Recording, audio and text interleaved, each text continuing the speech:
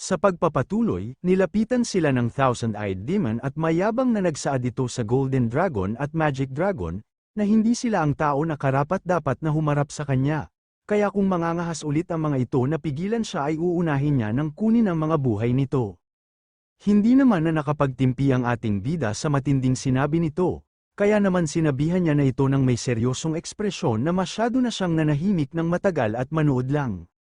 At sabay na nilabas ni Tanyon ang kanyang Supreme God Soul sa pangalawang pagkakataon, habang sinasabi niya sa Thousand-Eyed Demon na mukhang nakalimutan na nito ang kahihinatnan kapag naiinis na siya.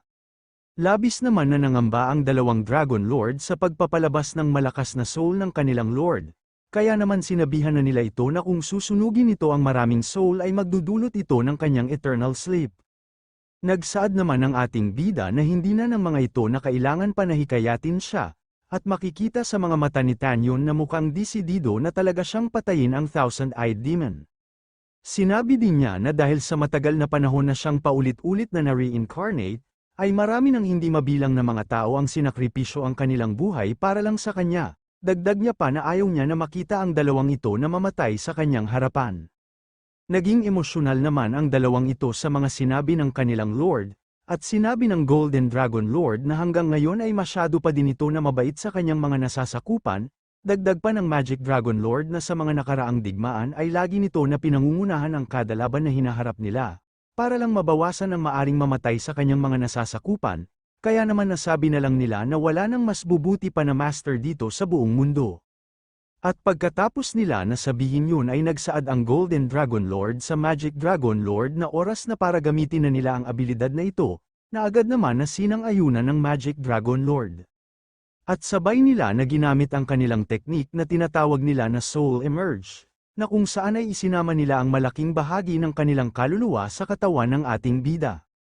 Hindi naman ito nagustuhan ni Tanyon dahil maaari ng mga ito ikapahamak ang kanilang ginawa. Kaya naman balak niya pa sana na pigilan ang mga ito, subalit huli na siya dahil unti-unti nang pumapasok ang bahagi ng mga kaluluwa nito sa kanyang katawan. At ilang sandali lang ay tuluyan na ngang nakapasok ang mga kaluluwa nito sa kanyang katawan, na nagdulot ng malakas na pagsabog ng umaapaw na enerhiya sa katawan ng ating bida. Labis pa din naman na nag-aalala si Tanyon sa kanyang dalawang tauhan, at pag-alit niya na sinabi sa dalawa na ang primordial spirit ng mga ito ay may malubha ng mga pinsala at wala din sa matatag nitong estado, kaya naman dahil ipinilit nila na sumanib sa kanya ay lubos na mapipinsala ang mga dragon element ng mga ito. Nagmungkahi naman ang dalawang Dragon Lord na sa paraan na ito ay mayroon na ulit sila na pagkakataon na lumaban sa tabi nito, dagdag pa nila na naghintay sila ng matagal na panahon sa araw ng pagbabalik nito. At kung mahuhulog ito sa eternal sleep ay natatakot sila na hindi na nila ito mahintay sa muli nitong paggising dahil sa estado ngayon ng kanilang kondisyon. At dahil sa pagpapakatotoo ng dalawa ay nakumbinsi na nila ang ating bida, kaya naman sinabi na ni Tanyon na kung ganun pala ay lumaban na ulit sila ng magkakasama. Samantala, hinarap naman na ng Thousand-Eyed Demon ang ating bida, at mayabang na sinabi niya na kahit nakuha na ni Tanyon ang kapangyarihan ng dalawang Dragon Lord, ay hindi pa din ito tuluyang naka-recover, dagdag niya pa na simula noon pa lang ay wala nang kakayahan ang mga Dragon Lord na kalabanin siya, kaya kahit nakuha na nito ang mga kapangyarihan ng dalawang ito ay hindi na nito mababago ang magiging resulta ng kanilang magiging laban. Seryoso naman itong sinabihan ni Tanyon na malalaman lang ito ng Thousand-Eyed Demon kung susubukan na nito. At sabay niya na sinugod ito gamit ang kanyang Supreme God Soul at ang kanyang bagong teknik na tinatawag niyang Hongmeng Break Sky Feast. Hindi naman natakot dito ang Thousand-Eyed Demon, bagkus ay mayabang niya pang sinabihan ito na mukhang naghahanap na ito ng kanyang kamatayan, habang naghahanda na din ng kanyang atake na tinatawag niyang Devil Original Mess Sky Palm. Subalit inihahanda niya palang ito ay mabilis na inatake ng ating bida ang ginagamit na kamay nito sa paghahanda ng pang-atake, gamit ang kamao ng kanyang Supreme God Soul. At di kalaunan ay tumama na din ang atake niya dito na nagdulot ng pagtalsik nito habang sumusuka na ng maraming dugo. At matapos ay seryosong nagsaad ang ating bida dito habang nanlilisik na ang kanyang mga mata, na kahit 30% lang ng kanyang buong kapangyarihan ang naibalik, ay sapat na ito para patayin ito. Sobrang layo naman ang inabot ng pagtalsik ng Thousand-Eyed Demon na umabot pa sa ilalim ng Heavenly Palace, At makikita na may isang tao na papasok sana sa Heavenly Palace ngunit napahinto ito nang makita ang pagtilapon ng malaking nilalang sa ere. At ito pala ay si Liang Qing at nang makita niya ang Thousand-Eyed Demon ay nakaramdam ito ng matinding takot, at sinabi niya na isa itong kakilakilabot na nilalang na umiiral sa Valley of the Gorge of the Gods. Subalit tinatanong niya ang kanyang sarili na kung ano pa ba ang kinakatakutan niya. Dahil simula ng araw na ibinigay siya ni Wang Futong kay Merong Kun ay parang namatay na din siya, kaya naman ngayon ay isa na lang siyang bangkay na umiiral na lang para sa paghihiganti. At kasabay nun ay ang pagbukas na nito ng kanyang mga mata, at makikita sa ekspresyon nito na nawala na ang kanyang takot sa katawan at napalitan na ito ng matinding determinasyon. Kaya naman agad-agad ito na tumakbo patungo sa loob ng Heavenly Palace, habang sinasabi niya na kahit ikamatay niya pa ay kailangan na niya na mapatay si Wang Futong. Sa kabilang banda, nilapitan naman na ng ating bida ang nakahandusay na si Thousand-Eyed Demon, at sinabi niya na wala ng paraan ito para makatakas pa sa kanya, dahil ngayon ay wawasakin niya ang katawan at ang soul nito para isakripisyo sa mga namatay niyang kasamahan. Bahagya naman ang bumabangon ang Thousand-Eyed Demon, habang sinasabi niya na hindi siya naniniwala na ito ang dating Hongmeng Supreme, kaya hindi ito ang tao na may karapatan na makalaban siya. Kaya naman nagpakawala ito ng malakas na sigaw na naglalabas ng matinding pressure, habang naghahanda na din ng pag-atake kay Tan Yun. Subalit sa ginagawa nito ay mas lalong nainis ang ating bida, kaya naman gumamit na siya ng formation technique na isinusulat niya sa ere, na agad niya din naman na panang-atake dito, at tinatawag niya ito na Prison Locked in Heaven. Kaya naman bago pa makasugod ang Thousand-Eyed Demon ay napahinto na ito nang maramdaman niya na may nabuo sa kanyang kinatatayuan na isang formation. At maya-maya lang ay lumabas dito ang maraming gintong kadena na mabilis na pumalupot sa kanyang mga kamay. At di kalaunan ay pumalupot na din ang mga ito sa kanyang katawan at naglalabas ito ng malakas na enerhiya, na dahilan ng kahit anong gawin niyang pagpiglas dito ay hindi niya magawa na makawala. Kaya naman paulit-ulit niya na lang na sinasabi kay Tan Yun na papatayin niya ito.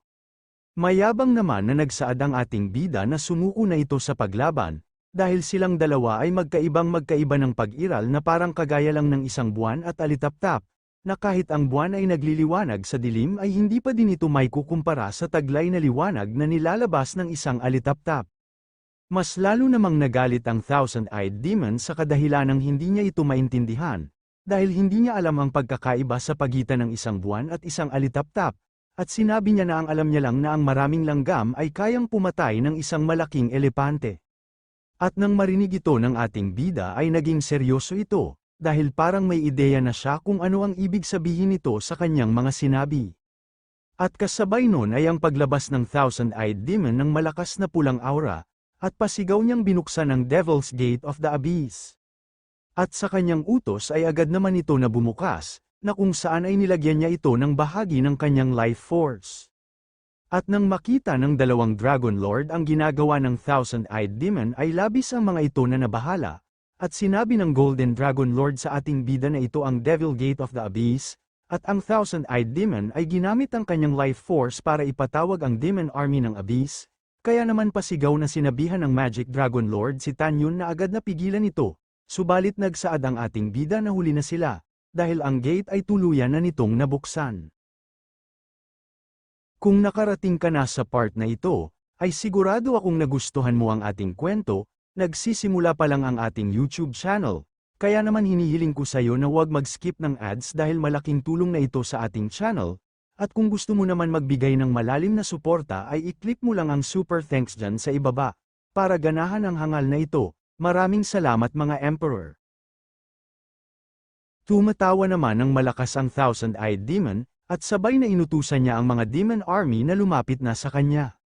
At sa utos ng Thousand-Eyed Demon ay agad naman itong mga sumunod at nagsisilabasan na sa Devil's Gate of Abyss, at nagagalak na sinasabi nila na ito ang realm ng mga taong nabubuhay kung saan marami na naman silang pwedeng sayangin mga laman at dugo.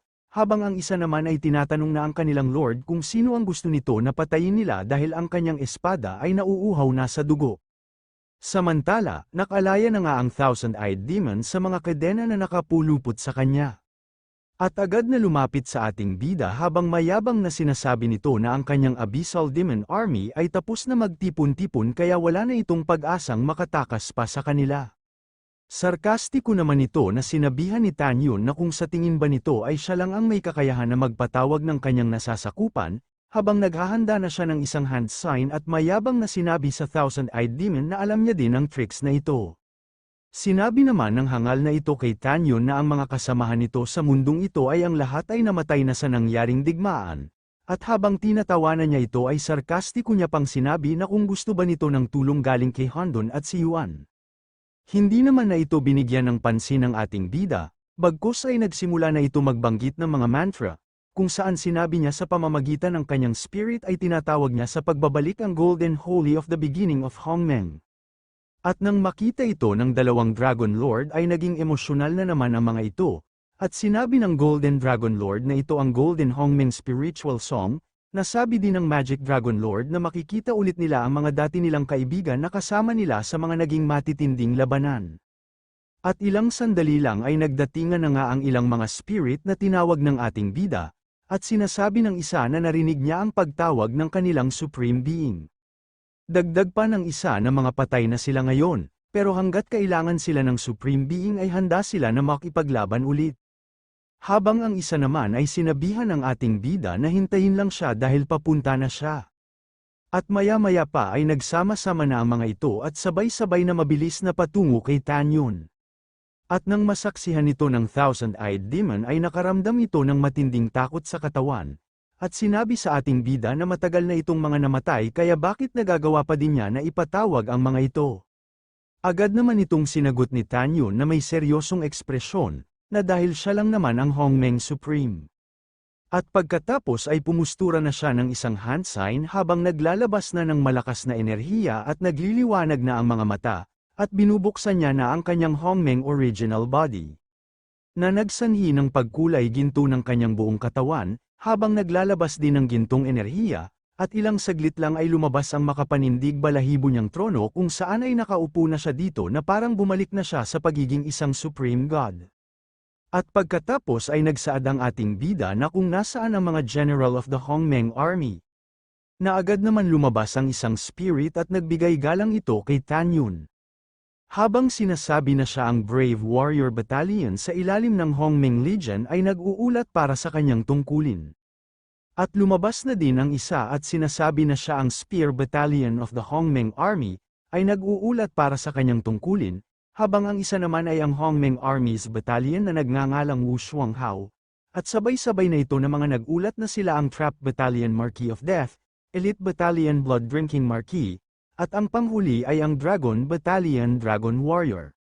Labis naman na nagagalak ang dalawang Dragon Lord nang makita na nila ang mga ito, at sinasabi nila na parang nararamdaman nila na bumalik sila sa sandaling nakikipaglaban sila kasama ang kanilang Lord sa Battle of the Heaven, maraming taon na ang lumipas. Kaya naman agad-agad na lumipad ang dalawang ito patungo sa mga ito, habang sinasabi ng Magic Dragon Lord na oras na para bumalik sila sa kanilang kampo. Dagdag pa ng Golden Dragon Lord na sa labanan na ito ay kahit mamatay siya ay wala siyang kahit anong pagsisisihan.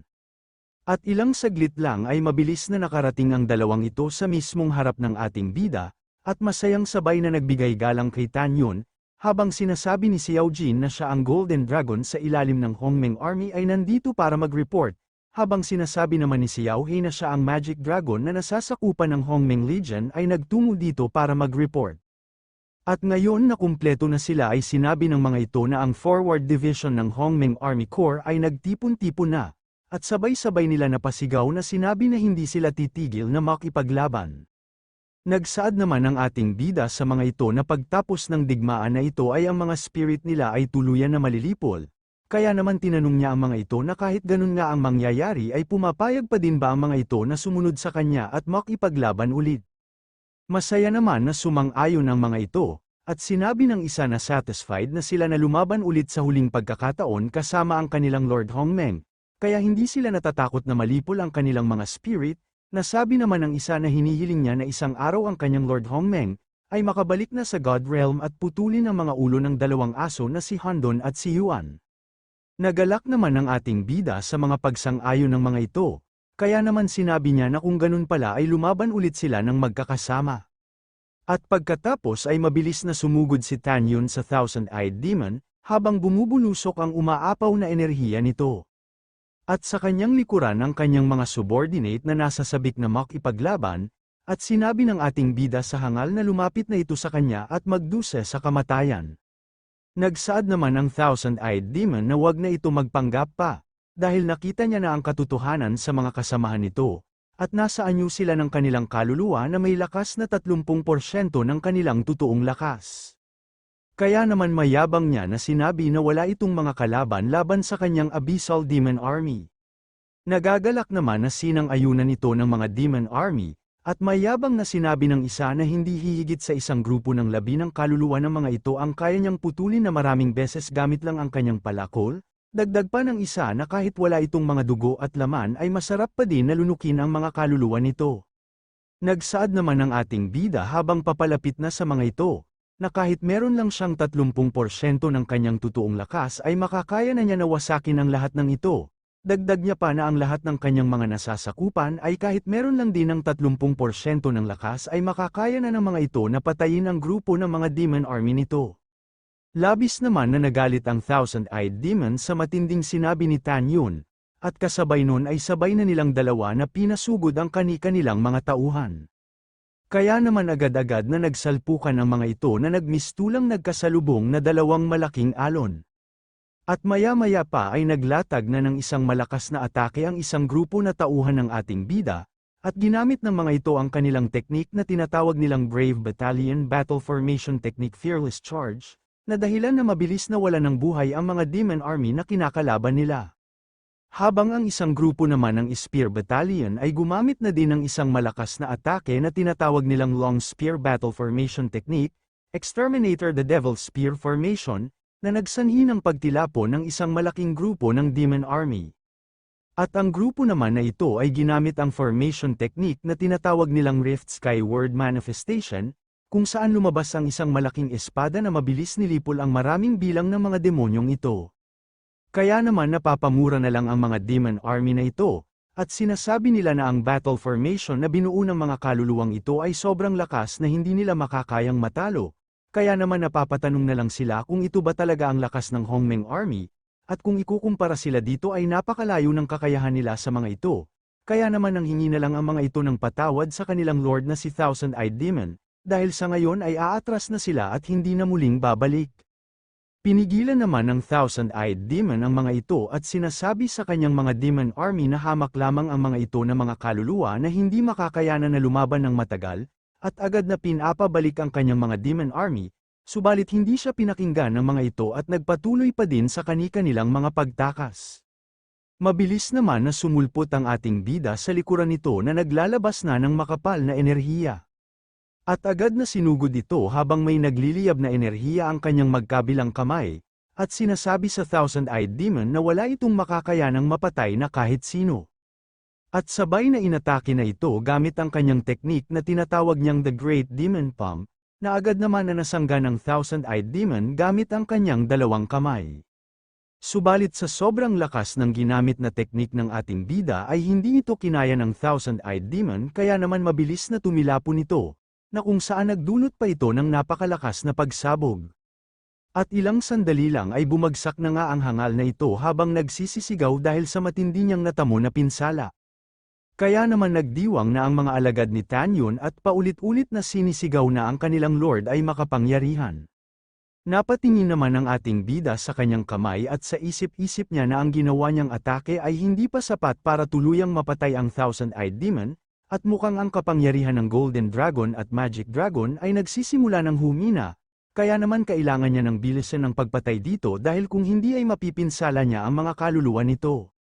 Samantala, bigla namang sumigaw ang Thousand-Eyed Demon at binanggit niya ang pangalan ng dalawang hangal na si Handon at si Yuan, at sinasabi nito na alam niya na nararamdaman ng dalawang ito ang lahat ng nangyayari dito, kaya kung gusto ng mga ito na patayin ang Hongmeng Supreme ay bumaba na agad ang mga ito.